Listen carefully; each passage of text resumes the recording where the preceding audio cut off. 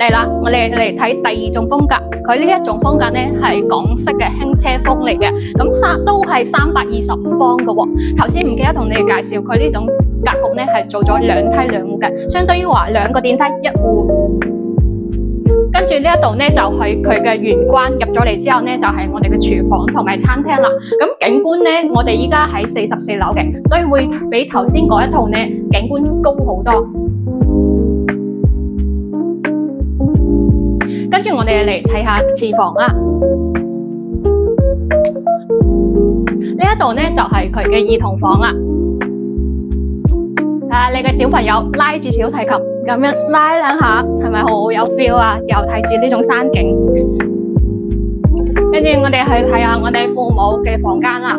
父母嘅房間咧都係可以放低2張雙人床嘅喎，呢個空間一樣都係睇山景嘅。咁我哋去睇下我哋嘅另外一個廚房啦，即係客房。客房咧就可以做衣櫃，同埋佢嘅空間咧都可以放低2米嘅床喎。好啦，重點嚟啦，重點係睇我哋嘅主人房。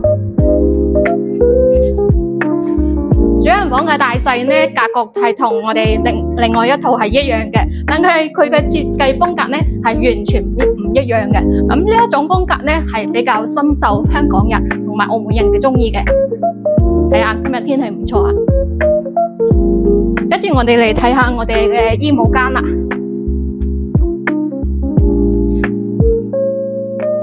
衣帽間嘅話就可以放低男主人同女主人嘅衣服。